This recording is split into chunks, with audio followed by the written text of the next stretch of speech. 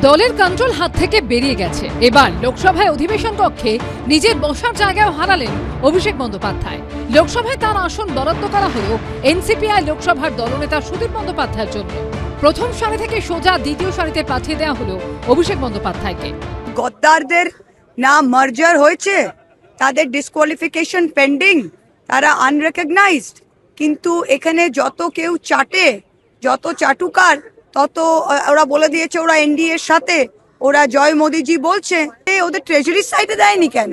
ও তো মোদির যারা মন্ত্রী বসেন তার পোষে বসানোর উচিত। ও কি বলছে না বলছে আমরা সেটার ব্যাপারে কোনো রকম মন্তব্য করতে চাই না। আমরা চাই আগামী দিন খুব ভালোভাবে হোক, শান্তিপূর্ণ আমরা চাই পার্লামেন্ট সেশন। গদ্দার বলে একটা জবাব কি দেবেন তাকে? আমরা যদি গদ্দার হই তাহলে ওরা চোরের সাপোর্টার। লোকসভার তরফে প্রকাশ করা বিজ্ঞপ্তিতে তৃণমূলের বিদ্রোহী এবং এনসিপিআই এর 20 জন সাংসদকে আলাদা বসার ব্যবস্থার ঘোষণা করা হয়েছে। শনিবার সন্ধ্যায় সচিবালয়ের তরফে লোকসভার আসন পূরণ বিন্যাসের কথা জানানো হয়। তাতে দেখা যাচ্ছে এনসিপিআই এ যোগ দেওয়া 20 জন বিদ্রোহী তৃণমূল সাংসদ আপাতত বিরোধীদের দিকেই বসবেন। তবে বদলে গেছে আসনের ক্রমিক সংখ্যা। গত অধিবেশনেও একেবারে সামনের সারিতে 354 নম্বর আসনে বসতেন অভিষেক বন্দ্যোপাধ্যায়। সোমবার দেখা গেল সেই আসনে বসলেন সুদীপ বন্দ্যোপাধ্যায়। আর অভিষেক বন্দ্যোপাধ্যায়ের জন্য বরাদ্দ করা হয়েছে দ্বিতীয় সারির 281 নম্বর আসন।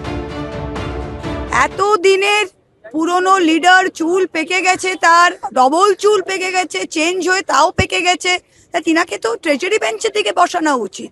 তাকে এই দিকে কেন বসাচ্ছে আমার সেটাই আশ্চর্য হচ্ছে। কালকে উনি বলছেন we are with opposition. You are with opposition, what are you doing supporting the government? তা অবভিয়াসলি এটা গভর্নমেন্টের সাথে ডিল করে গেছে, 20 জনই ডিল করে গেছে। কারাপশন সিন্ডিকেট এবং ডিজে বাবুদের দিন শেষ। ওরা তো লাস্ট রোডে বসা উচিত। মানুষ এদের প্রত্যাখ্যান করেছে। একটা পরিবারতান্ত্রিক স্বৈরতন্ত্রের দিন শেষ হয়ে গেছে। তার মধ্যেও কিছু মানুষ ওই ব্যাংক অ্যাকাউন্টের জন্য লড়াই করে যাচ্ছে। এইসব নিয়ে একটা গোলমেলে ব্যাপার।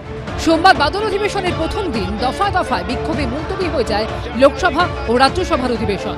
বিজেন্দ্র সিংহর রিপোর্ট, এবিপি আনন্দ। ইডির তরফে তৃণমূলের ব্যাংক অ্যাকাউন্ট ফ্রিজের সিদ্ধান্তে কোনো হস্তক্ষেপ করল না কলকাতা হাইকোর্ট।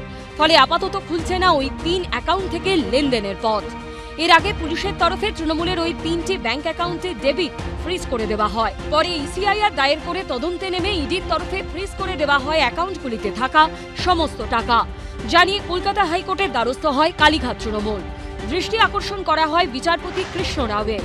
অন্যদিকে এই অ্যাকাউন্ট ফ্রিজ সংক্রান্ত মামলাতেই 10ই জুলাই কলকাতা হাইকোর্টের দ্বারস্থ হয় ব্যাংক কর্তৃপক্ষ।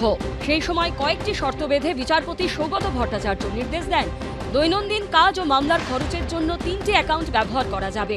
তবে অ্যাকাউন্টগুলি পরিচালনার ভার কালীঘাট তৃণমূলের হাতে থাকবে না। সেগুলি পরিচালনা করবেন আদালতে নিয়োগ করা একজন স্পেশাল অফিসার। এদিকে ইডির ফ্রিজ করা 3টি অ্যাকাউন্ট আদালতের নজরদারিতে ব্যবহার করতে চেয়ে কলকাতা হাইকোর্টের দ্বারস্থ হয় কালীঘাট তৃণমূল। সেই আবেদন খারিজ করে সোমবার বিচারপতি কৃষ্ণ রাও জানিয়ে দেন আপাতত ওই সংক্রান্ত মামলায় কোনো হস্তক্ষেপ করবেন না তিনি।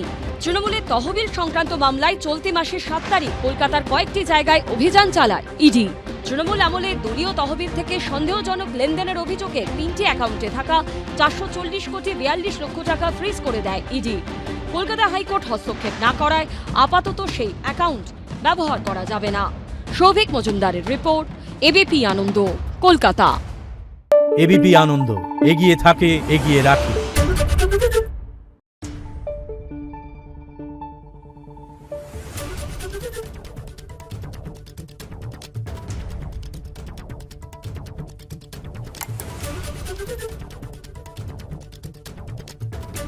Thank you.